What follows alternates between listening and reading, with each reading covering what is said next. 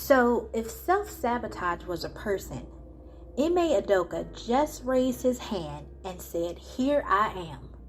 Ime Udoka convincing Nia Long everything was all good when he knew. You about to lose your job.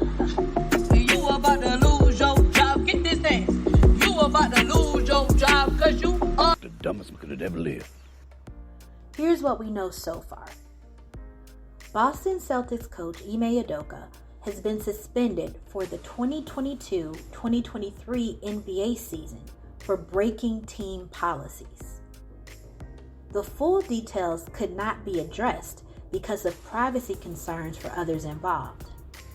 Now, I don't know about you, but when I hear organizations say privacy in situations like this, I immediately think medical and HIPAA. Now, apparently, the situation is so foul that as soon as Celtics executives learned that there was a potential situation this summer, they immediately brought in a respected law firm to conduct a thorough and impartial investigation that was just completed last week. So the investigation itself took months to finalize. The team execs are also concerned about the female staff members of the Celtics who have been dragged into the public eye. They also kept stressing how hard this exposure has been on the women in the organization and how unfair the situation has been for them. So much so that they've had meetings to make sure that women are being supported within the organization, and they plan on continuing this support for quite some time. Team execs also said that Ime personally told them that he appreciates how the situation has been handled and has accepted the suspension decision and the possibility of additional action at a later date. They repeated this a couple of times during the press conference. So from these statements, you can probably surmise a few things. 1. Someone made some accusations against Ime that could have huge legal and financial implications against not only him, but also the Celtics organization. Because why else hire an independent law firm for a months-long investigation when the norm is NDAs and payoffs? 2. The accuser or accusers are women, because the NBA is notoriously male-centric, but the execs kept stressing how hard-working the women on the team are and how unfair the situation is for them. They must have reiterated this concern about 3 times in the first 10 minutes of the press conference alone. And they are providing support services for female staffers for an unspecified period of time. Number 3, although the team execs are taking some action against Ime, they are still withholding final judgment by not firing him and stressing how he has accepted the situation and is appreciative of how they have handled it. This makes me think they are hedging their bets against a wrongful termination suit, depending on how this entire situation unfolds. Now, rumors of a consensual relationship with the female staffer were released prior to the press conference, which led to a lot of people thinking a year-long suspension was overkill for something that is fairly common within the NBA.